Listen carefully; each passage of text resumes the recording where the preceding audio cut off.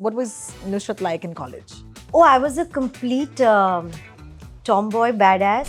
There are some girls who I've met after these years and they said, oh, we know you. You were the girl who would enter Jai Hind and scream. And not scream nice things. Let me just tell you that. People mistake me for Sohail Khan more than anyone else because we have very similar names. What? Sohali Khan, Sohail Khan. I get a lot of his mail, guys. She's not finishing her assignment because she's sort of dreaming a little bit. Yeah, and I was like, I was the one who was like finishing first. My history notes are still used in the British school in Delhi, guys. Oh my I was like, how God. can you be my child? It was a term coined for a film like that. It was called Horrocks, which is horror and sex. When I was trying to be an actor, I was actually offered a film like that. Have you ever experienced an unfair treatment? Coming from a family where everybody is a superstar, the idea of being famous or successful never had any magic because I was surrounded by it. So what did I want? I wanted to be happy. आप जो बोल रहे हो, आप जो लिख रहे हो, उससे सिर्फ एक इंसान को नहीं, बहुत लोगों को फर्क पड़ता है. I literally choose to not go down because I don't want to know what kind of people have access to these phones and are writing things without any thought or any conscience or any heart. There are more possibilities of films of Chori 2 and 3 to 3 and 4, whatever to come, because it's not ending in our lives. It never This one ends. female infanticide to Sati. You can have many choris. You know what the relationship of the future is going to be? What? I've been told. The relationship that's going to last in future is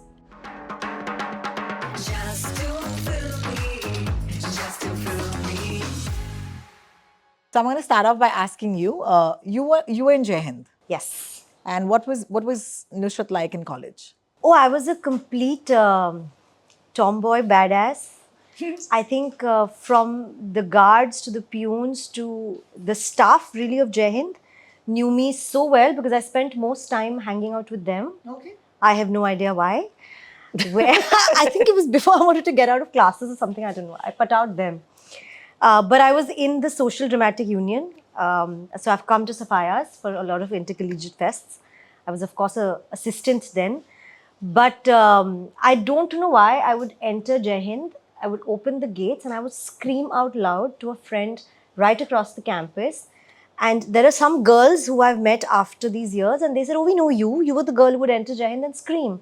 And not scream nice things. Let me just tell you that. So What fun! This is great. remember me like that. I don't know how. This is great. And none of them recognize me now because then I actually wore my dad's kurtas and pajamas, oversized, with a, I don't know if I should say this, but a jhula type thing with orange or burgundy permed hair and glasses. Wow. I was a complete opposite of this. So That's amazing, though. Wow, this is awesome. Thank you for sharing. You didn't go to college in Mumbai. You went to college in Oxford. yes. Do as you in rem- England. what was Sohali Khan like in college? I was one of the geeks. I really enjoyed studying. Oxford has a particular way of teaching. I don't know if you guys are familiar or not. There's no classes. So you sit one-on-one with your professor. And, usually you read books written by famous people, experts in that subject. Here, you're taught by the person who wrote the book. So it's quite intimidating. And I had this impression of Oxford being like, oh my God, I was like a topper in my class, but I knew now everyone is going to be academically very brilliant over there. And I was nervous about going there. I'd also had a very protected life up until then. I'd gone to the same school in Delhi my whole entire life. So I was leaving my country, I was leaving my family, I was leaving my educational system, and I was going to a new place. And there was a culture shock.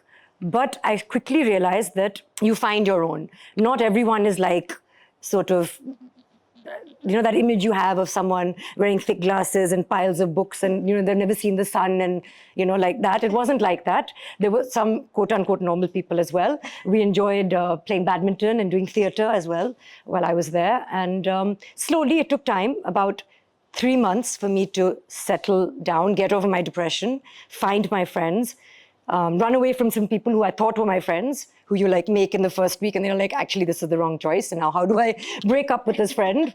And then slowly you settle in. But I was always very into academics and reading and research and writing. I love the fact that we're here for a film. As I set the context, I said it's not easy to bring a film into a college simply because the college will say, "Ye kya chal raha hai?"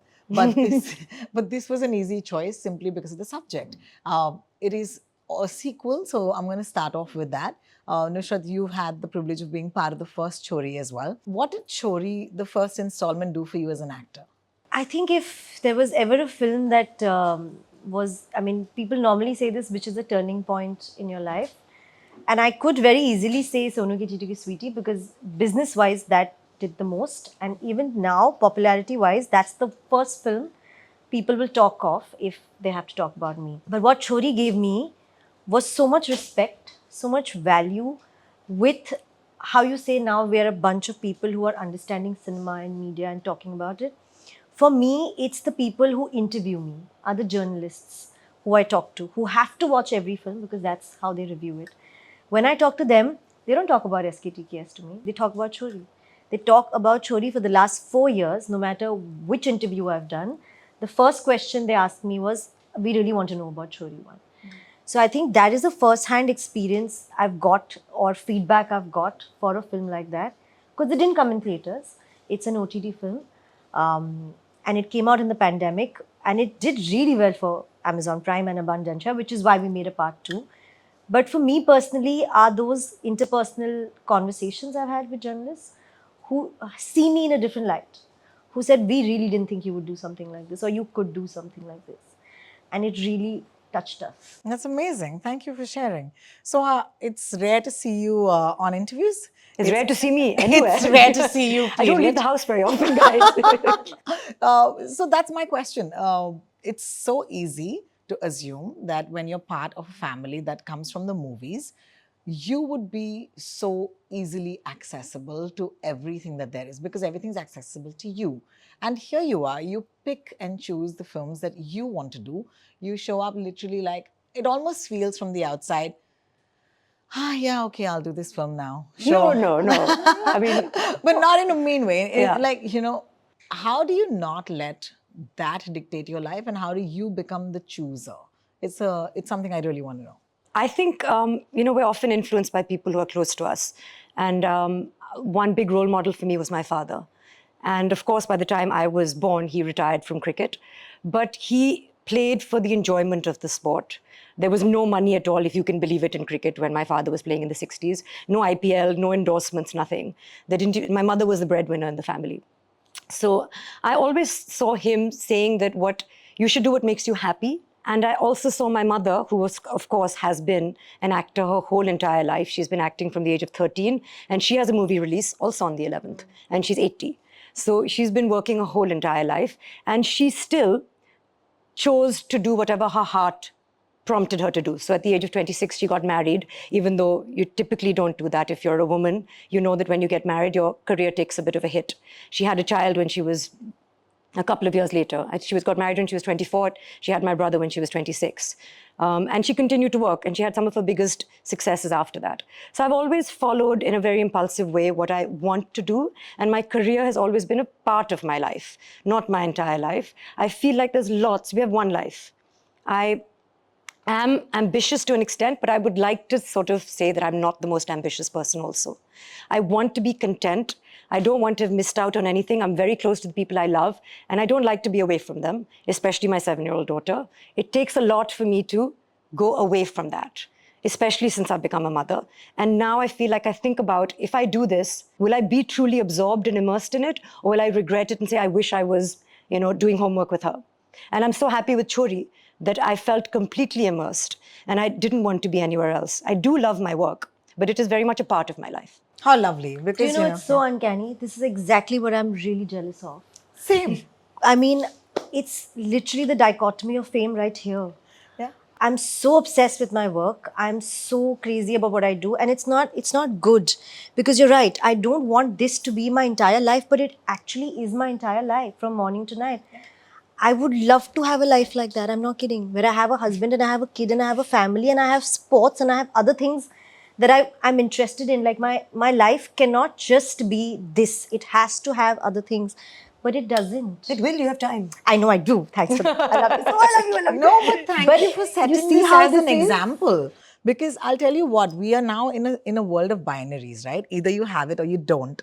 Either you have it all or you don't. Either you're ambitious or you're not. And I think that what you just said has sparked, at least within us, the possibility to kind of be the person who makes the choice. Right. And I think that in the rat race, we often forget that we can make the choice. I think you have to identify what it is that makes you happy. And coming from a family where everybody is a superstar, the idea of being famous or successful never had any magic because I was surrounded by it. So what did I want? I wanted to be happy. Absolutely. Thank you for sharing. I think you've left us all very questioning our lives. Yeah, trust me. And the more interviews I do with her, the more I'm like, I'm going to go home and ponder on that. Good, then I can do the films you're not doing. See, I do want to ask you about two things. One is about the fact that okay, so we come from a tradition of horror films where the women used to be taking a shower. All right, and then ek haath aata tha, and it was the Ramsey films. Everything would get if you guys smoggy. remember. And that was the horror films that we grew up on. Anybody here who remembers that time? I think maybe Gracie remembers Ramsay की फिल्में जहाँ पर वो लड़की नहा रही है और एक हाथ आता है. Remember that? Or it's like basically Hitchcock, but you know, back home for us. And here we are with horror, which has taken a completely different turn. I also think that horror is quite the currency for the Indian film industry right now because they're peddling it like a new drug, saying that, oh my God, we've figured our horror a little bit. But I think women in horror, there's something there. So I love the fact that your story takes the idea of what we want to actually say, and the setting is horror. What is it about the story that, you know, or this entire setting that is most important to you? I think the ones that you were talking about is a time where there was a term coined for a film like that. It was called Horrex, which is horror and sex. When I was trying to be an actor, I was actually offered a film like that. Okay. And I said, no. And it was told to me that, how can you not pick a Horrex? I said, what is that? I'm sorry, I don't understand. I know thrillers, I know comedies, what is Horrex? So, but we've come a long way from that, I feel. At least I'm happy that a horror film, even if it's a horror comedy, and we've talked about this in previous interviews, at least it has a nicer audience, like a family audience that's coming to watch it. And like you said, if this has become the new currency or the new drug, what's happened is that even if a horror comedy is working, it's opening up avenues for a pure horror to kind of exist, or a creature horror to exist, or a sci-fi horror to exist. Because that one particular genre is picking up and people are going to watch it, it's opening up so many other binaries of it which can exist. Sure. When Chori 1 came, we didn't have that much of a scope. Yeah. We really didn't. I mean, when Chori 2 came, now the conversations are much more, talking points are much more, because over the last 4 years, a lot of horror comedies have taken forefront, right? Yeah, they've and done more Tumba business. did well. Tumba did well. Yeah, yeah. Which is like a sci-fi, supernatural horror. So I'm just glad that in whatever way, at least the genre is now found a new kind of view to it, expression to it, new audience, a larger audience. So I think it's a good space to exist in. As far as women are concerned, not just horror, yeah, Rohini, I feel like women in cinema only has taken a while to come to where it is. With every film, with every story that evolves, it's writing for us. Even if the story is not about us, even if it's a male story, like it's a male protagonist, but the female part is there. You remember her, you agree with her, there is an arc to her, there's a depth to her, there is some meaning to her. That has also come. I mean, I read a lot of, or I get narrations of a lot of things where I'm like, oh, that's a nicely written part. Like, I would like to do it. It's not insignificant. It's not just some songs and, I don't know, 3 comedy scenes. That's the normal pitch. Do you have anything to add in here? Was there a time in your life where the songs were offered and only the songs? Well, my first Hindi film, my first film was a Bengali film. My first film was Dil Mange More, which I'd just come back from England and I wanted to act. My family were not very happy about it. So these were decisions I was making entirely by myself. And I was offered this film. Your typical launch from, if you're a star kid, should not be a film with 3 girls, typically. But I didn't care. I was like, oh, this character of Neha is interesting because she's 18, she's just graduated from college, and she chooses her career over Shahid Kapoor. So that makes sense to me. I don't want to get married at this age, so I want to play her because I identify with her. Basically, I chose not to be the heroine because you are the heroine if you choose the hero. So Aisha Takya became the heroine of the film, and everyone's like, what are you doing? And I was like, I don't know. I just, like, don't I have to, like, feel something for the characters? And this is what acting is about. And they're like, no, just be the girl. Just be the heroine. And I was like, oh, okay. So I was offered all kinds of things, some of which I said no to, and some of which may have been bad choices in hindsight, but I said yes to. I don't have regrets because I don't see the point of them. You sort of move on and you don't dwell on them. Maybe I would have done things differently in the past, but I basically said no to something if I thought it was just fluff. And I feel like I have managed to do roles where I feel that the character is integral to the plot in some way, but a lot of them have not been hugely viewed or seen by many people as well. Correct. And here you are. You know, I mean, I'm sure you watched the trailer, so there's no spoilers here. You're playing the evil force. What are you playing in this film? Like, are you the antagonist? Is there a face-off between the two of you? Tell us something.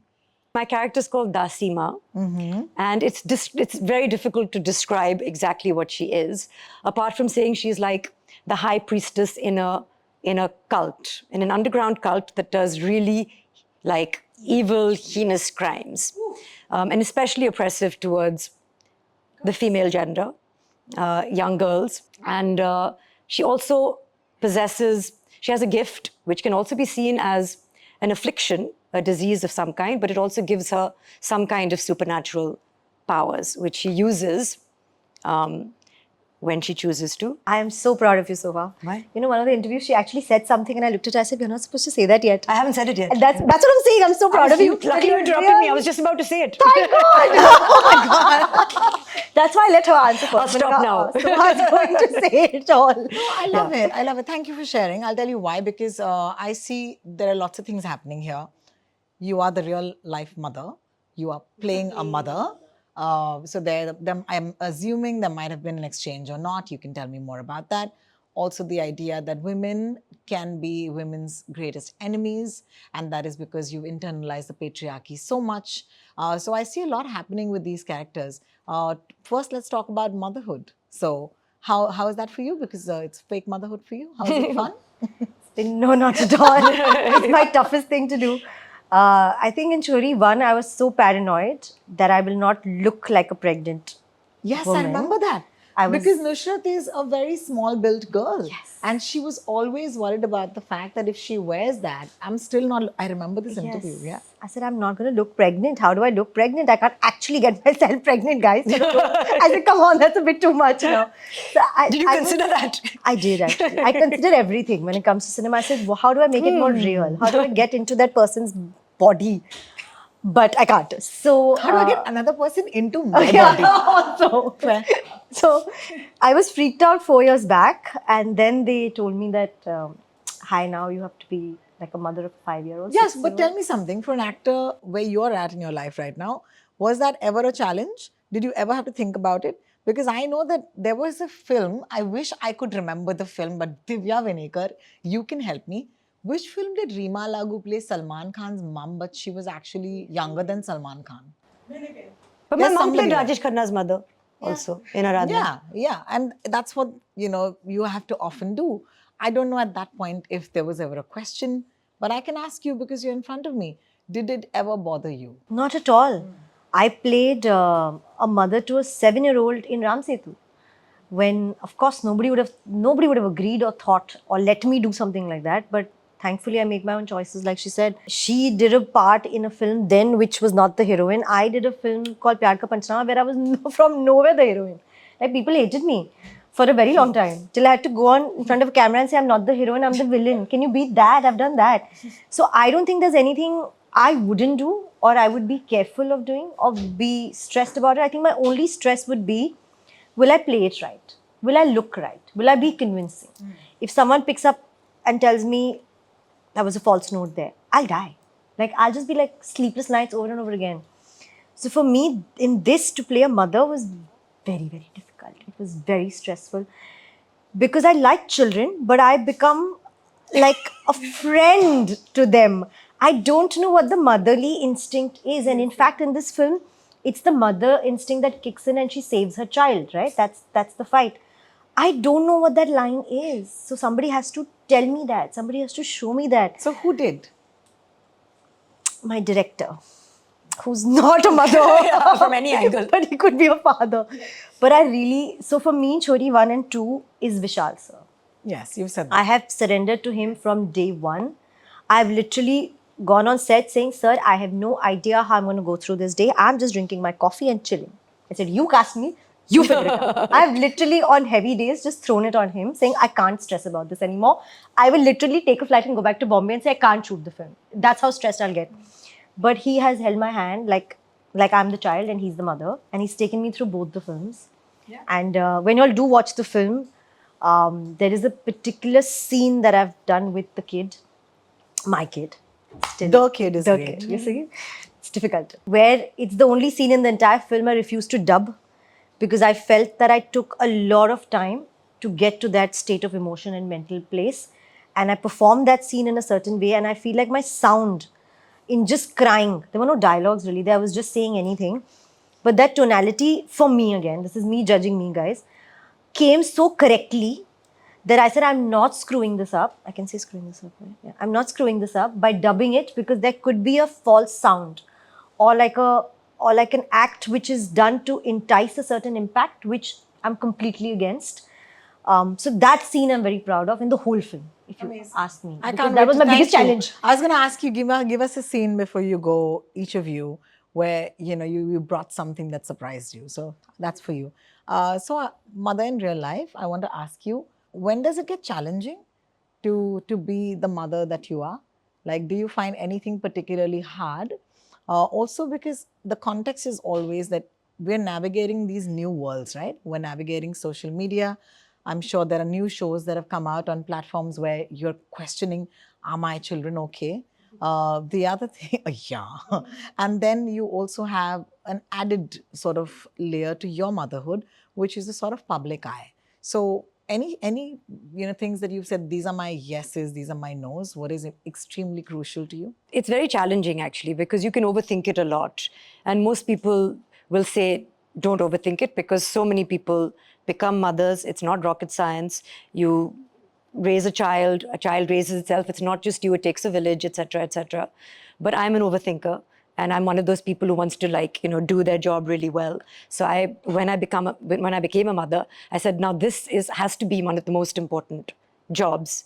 I know calling it a job sounds very clinical, but I said, I want to do my best with this child. I want her to be the best that she can be. And I think the most difficult thing is to disassociate yourself. When that, you cut the umbilical cord. I keep saying to Inaya, Inaya, you're 50% Kunal and 50% me. But she is 100% her own person. And for example, the most tough thing for me is to come to terms with the fact that this child does not like to read. And I am a voracious reader. And I said, it's not possible. I cannot accept it.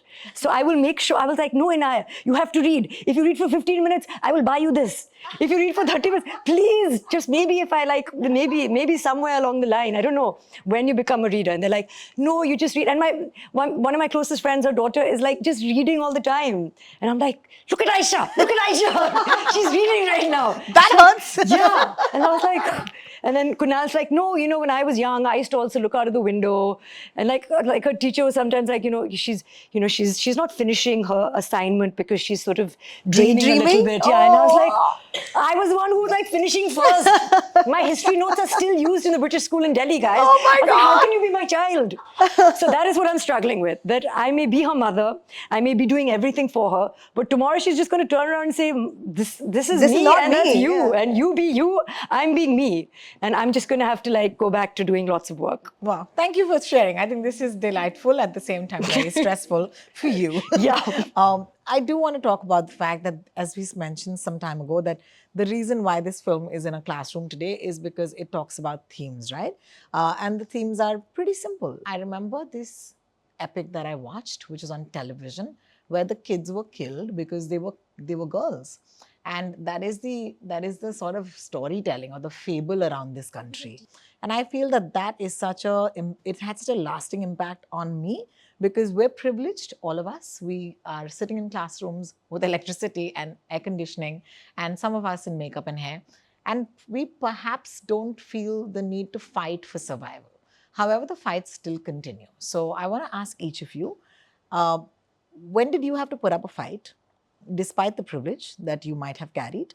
And how did somebody around you tell you to stand up for yourself? I think for me, it's been all my life and it still continues to be that. Really? Still. Even though you're Bombay, Jai Hind educated. All of it.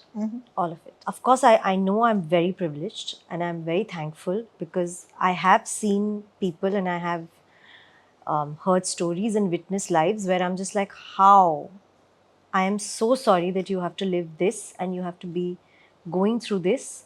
And then I look at myself and I feel like even if I consider my struggles as struggles, in front of their lives, they are nothing. They're privileges. So it's that understanding of your struggle is a privilege compared to someone else is just unreal. And you have to live it to understand it. But for me, everything. I'm the only child. I come from a Bori Muslim family where you get out of college or in college and you're married.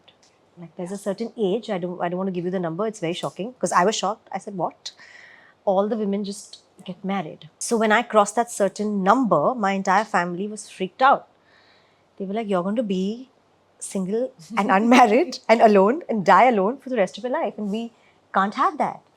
So I said, but I can't just marry anyone because I've crossed a number. That doesn't make sense to me. I have to marry somebody I want to marry. Like I have to like the person. So I think my first fight was right when I finished studies was to try and not get married under pressure of community and age and parents and family. And I navigated that. Then I said I want to do films, which is crazy. What do you mean? Sorry, what do you mean act in films? Who acts in films? When I asked my father that I want to study, do like a course, go abroad, go to Lee Strasberg and do something. My father didn't say no, but everybody around him said, what is that? Who spends money on a course like this? I mean, you can go abroad and do like an MBA or a business school, something. Acting padhne kaun jata hai? I said, chalo. So even if I wanted to, I didn't have any resources given to me to study acting. Like I couldn't go, I couldn't do it. I said, okay, I'll learn on the job. Yes. So I went to every audition there was in Bombay, whether it was television or films or ads, and I just learned on the job. I said, what else to do? To a point where I remember I had, this was also a fight. I had gotten admission in KCBMM and I wanted to still be in Jai Hind because I was in Jai Hind the first 2 years. And वो होता ना पहले form भर दो जहाँ admission मिल गया तो वहीं रह जाओ. Who will take a risk of another thing? But I wanted to shift. But my father said, no, it's done. You can't shift. I can't pay another fee and send you again. And so at that age, I took a loan from my dad. I said, you pay the fees again. I will work my ass off and pay it back. And while I was in Jai Hind, I did day jobs. I worked in whatever place I could. I would spray perfume on people in malls just to kind of pay my dad back for that 1 year of tuition. Not that he couldn't afford it, but he didn't want to let me be frivolous enough to make that choice. But I didn't see it as a frivolous choice. I saw it as a fight for the right of education to the college I want to go to. Like if I'm not happy here and I don't want to be here, then I want to be able to make that choice. And if it has to be something I have to do on my own, then I'll do it on my own. Who was your enabler? Who's enabler? Like, who is somebody around you who perhaps said, you're doing the right thing, Nusrat? I think there was no one person that was fixed, really. I think this enablement in my life came from different people who came in and out. So there was my aunt at some times who was a journalist in Midday and Daily and Gulf News. So she was somebody I looked up to. My grandmother, believe it or not, if there was a fight I had with my dad, I would go to her and she would kind of say, "Ek hi to beti hai, let her just do it." Like she was the other side of the spectrum and some people were on the other side of the spectrum that she's the only child, how can you let her do this? My grandmother would be, she's the only child, let her do it. You know, if she doesn't do it here, where will she go and do it? And in my house, this one thought was very strong that if we stop her from doing it and if she goes outside and does it with someone else or seeks someone else's help, then we've actually lost our child. So even if she's going to fall and make a mistake, she might as well do it with us, where we are there to hold her and like bring her back. So let her go to another college. Let her do 1 movie. Let her do 3 movies. If she says, okay, I made a mistake, it's not working out in films, at least she'll have us to come back to. So a lot of people changed roles like that, I think, in my life who became enablers. Thank you. Thank you for sharing. So it'll be so unfair for me to assume that these were not your struggles. But I'd like to hear from you. These were not my struggles. No, but you know, I'm very, very grateful for the life that I have and the battles that my foremothers have fought, because my great-grandmother was married at the age of 9 and she had a child at the age of 13. There was very little agency that she had in her life. My grandmother wanted to do an MA in Bengal, and she was not allowed to because men went away and studied in higher education, and women were not. You weren't allowed to do that. She was, in fact, she did persevere. She fought that battle. It cost 50 rupees for her to do an MA. And her father said, I will give you a 50 rupee sari. The sari costed the same, a Banarasi sari. She said, I don't want that. This may be my wedding trousseau, etc. But I would rather spend it on my MBA, on my MA. She did an MA. And she was the first woman in our family, one of the first women in Bengal to get an MA, actually. But she studied from home. It was a long distance course because her going to college was unheard of. My mother, of course, very empowered, working from the age of 13, was asked her whole entire life, how did your husband ever allow you to work or be an actress? Because it is considered, you know, good girls don't become actors. So I feel like these were battles that they fought so hard for that when it came to me, I was never, I mean, I got married at the age of 36, which is very late in the day. But, you know, I think there was normal parental concern in that, you know, are you happy? But nobody ever, there were some wrong choices along the way. My mother would be like, who's this boy? But again, like, she would make her disapproval very, very evident, but she never said, I forbid you. She allowed me to get there myself. I got to do I got to go to Oxford. They spent a lot of money on my education. I did an MA, after that an MSc in International Relations. Nobody ever said why. In fact, I'm the only person in my family with a college degree, I think. Also, so they were quite excited actually about that. They were like, really? You want to study more? Great. You know, chose to have a child much later in life. I think something, though, that still pinches me a little is that even today, even among affluent families, well-educated families from all backgrounds, there still is an expectation that if you don't have a son, your life is somehow incomplete. And I have a daughter. I'm very happy. Most people around me are also happy or say the right things. But there's a sense somewhere that maybe you've disappointed someone by not having had a son. Why? Because I feel that women are going to work today. They're earning money. They're independent. But they don't carry the family name. So when my daughter gets married, she may choose to keep her family name, as I have, or she may choose to choose her husband's name. I don't even know who she's going to marry, whether marriage will exist when she gets married, who will be marrying whom. That's a separate conversation entirely. But I know that that legacy, that lineage ends. So perhaps that's where it comes from, which I suspect is tied up with a little bit of male ego. Oh, 100%. Not little. But maybe some men here can tell us why. What is the obsession with sons? Yeah, no, but it's great because that's how amazing, because that's exactly what the film is about, right? Yes. And that's what this film questions. So talk to me about a moment in this film that you knew this is the reason why you're doing this film without giving us spoilers. Is there something at the core of this film that spoke to you and said, this is why I do this film? I think for me it was when I chose to do part 1. Because the idea that, okay, we are living, we have daily problems and choices or restrictions, but there are girl childs that didn't even have a life. They were not even given an option to reach where we are, to even have a struggle.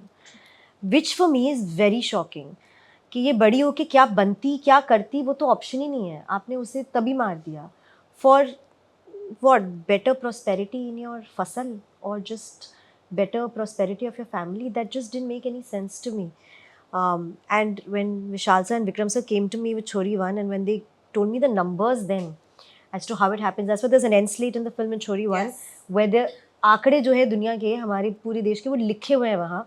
And it's not easy to swallow that. It's almost like I said, like I'm thinking this is the struggle of my life and this is such a hard life I'm living. It's so difficult to imagine there was a girl who didn't even have a life. She didn't even live that much. She didn't get a chance. It was snatched away from her just because she was a girl. Like that's just doesn't make any sense to me. So that's your reason. So what was your moment? I really like the look of my character, guys. It's a superficial answer, but I just thought, when else am I going to get to look like this? Yeah, there's a joy in playing that, right? There's a great joy in playing an antagonist and not being like, I think as the main lead, as not even the main lead, as a typical, like, I think you are playing a heroic character in the film, right? You're playing a mother who will do anything to save her child. So there's virtue in that. I felt like I've done some roles that are very girl next door, friendly. I never got a chance to explore a villainous side of my personality, which exists. And I got to do that. And I think the visual appeal of playing an evil character is something where I know a lot of people are like, I don't think heroines shouldn't dress up like this. Like you have a bald cap and that much I can say, no? Okay. Like that, like right there. It's like, right there, come which on. heroine wants to look like that? And I was like, me, I want to look like that. It's just that I can't call home at bedtime. So when it was 8 o'clock, I normally, if I'm not home, I call my daughter on FaceTime to say goodnight, not during this film. Oh man. Oh, Sorry, man. I'm just going to quickly add something. So, from part 1, when we came to part 2, now the girl is 5-6 years old. Yes. And believe it or not, we have another social evil practice which is very threatening to them at that age as well. Yeah. And Bal Vivaah. Sorry, I don't know what you're Child talking about. marriage. Okay.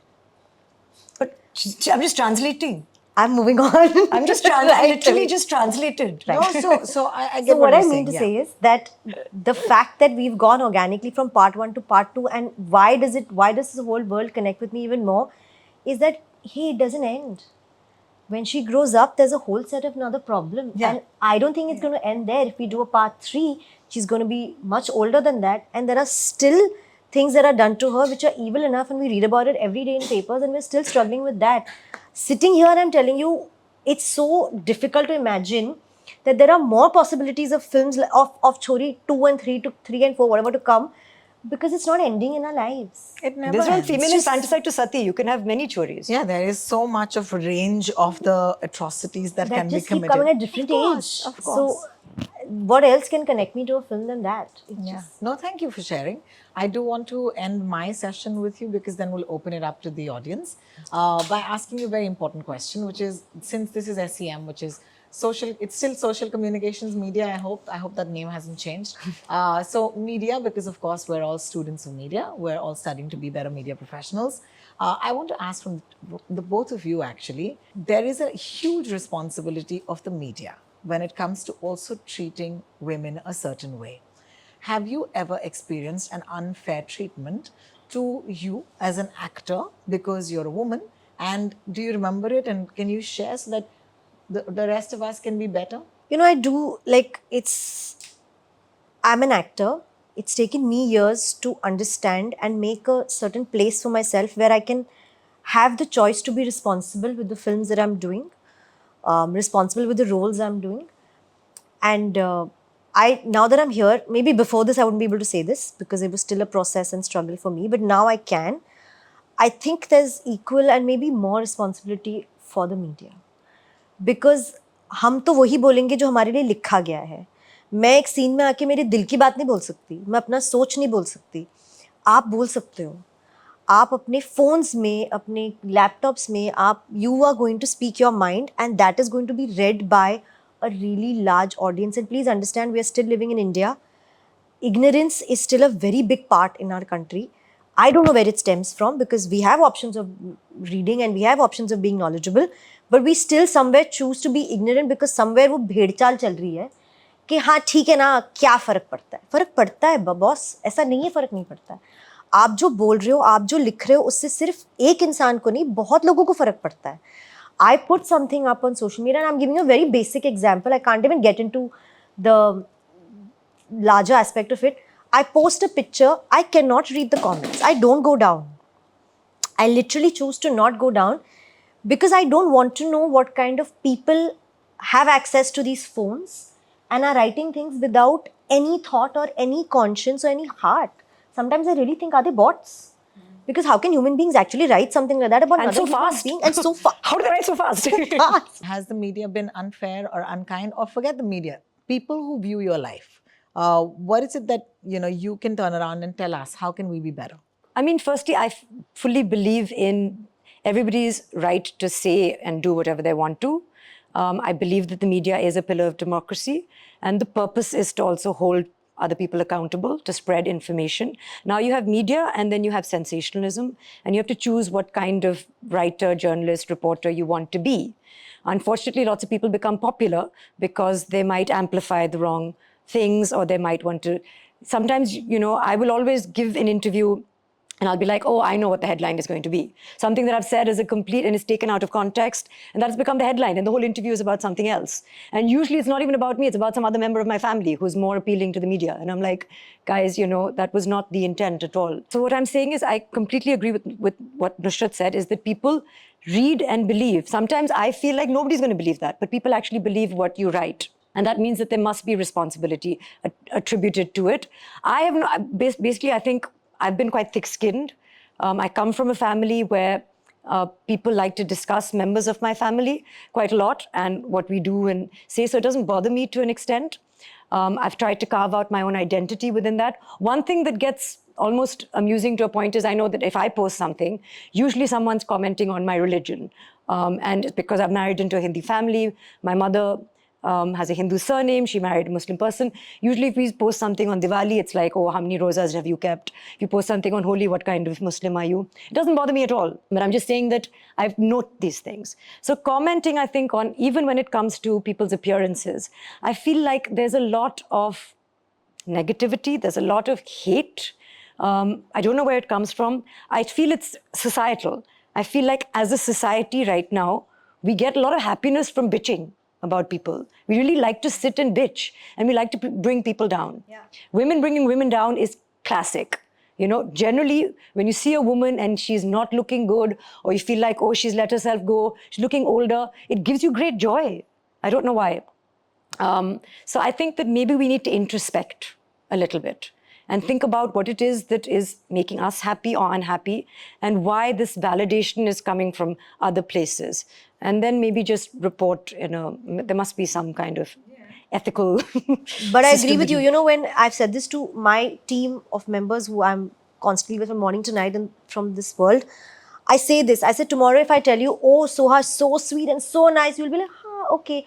But if I tell you, listen, what a disgusting way to talk to me, you'll be like, really? Yeah. I believe you. Why would you believe the bad thing like this, and you wouldn't even bat an eyelid to something nice I'm saying about someone? But that's just how we've become. That's just how the whole, and I don't mean just here, I mean everywhere. That's just become something we've all taken to. I don't know. It's just... No, it's hard. The reason why we went into this territory is to remind you is that it's very easy to write about people, and it's very easy to write well or badly about people, but then we forget somewhere down the line that they're still people. And I think that that's something that I think our team needs to be reminded. And I think that we do an okay job, I hope. But that's the most important thing for us, that we're treating them as human, as we'd like to be treated. All right, guys, it's the huddle, and iska matlab ye hai that that is the amazing audience, gets to ask questions. And your first question comes from? It's from Chandana Mishra. Chandana Mishra. Hi, Chandana. Hi, firstly, thank you so much for coming here. It's such an honor to see both of you talk in this space. So my question for you was, you come from a family of actors, obviously, but you've always... And cricketers. And you've always carved your own distinct space, which we were actually talking about in the beginning, in the industry. Was there a moment in your career, or even during Chhodi 2, where you felt like you had to break out expectations or redefine yourself? Thank you for that question. I do all the time feel like I need to break out of expectations, because I think if you come from a family who are doing the same thing that you're doing, and you've chosen that line of profession, comparisons will be inevitable.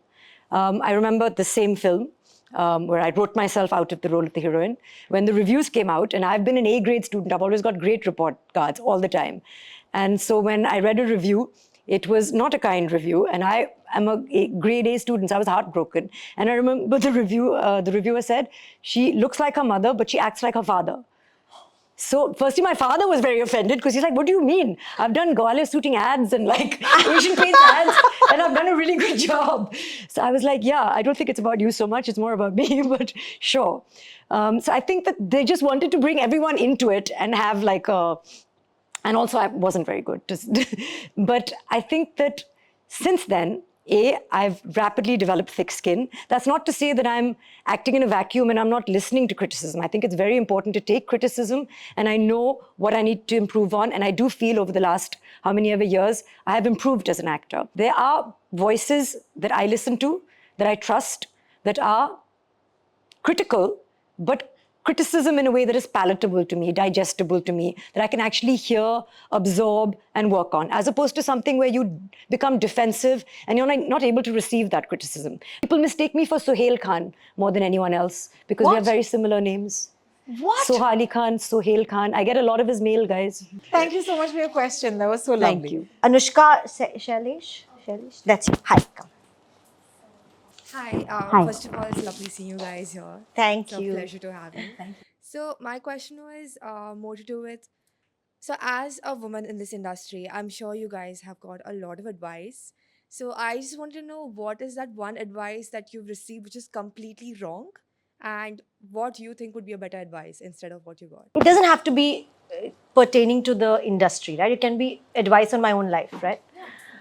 So I think from the time I was of age, I was very strongly always suggested and advised to get married and to have something of a safety net to fall back on, since I was the only child and I didn't have a brother. And there was no telling what would happen to my parents and grandparents because they're of a certain age. तो उनके दिमाग में worry ये था कि तेरा क्या होगा, तुझे कौन संभालेगा. That I think was an advice that was, maybe now I've lived it to say it was maybe not the rightest advice, because I don't want to fall back on someone else, man, woman, anybody, to be able to say that they will take care of me. I want to take care of myself. I don't want that validation. I don't want to feel complete because of being attached to someone else or having someone else as a life partner. If I'm choosing to live this way, then I want to be able to do it my way, and I want to feel complete just within myself and have myself to take care of. Means I'm sure I can find a hospital and a doctor and you know, a car and a driver and money. No, It's no, easy I'm, to I'm earn. making a I don't. community.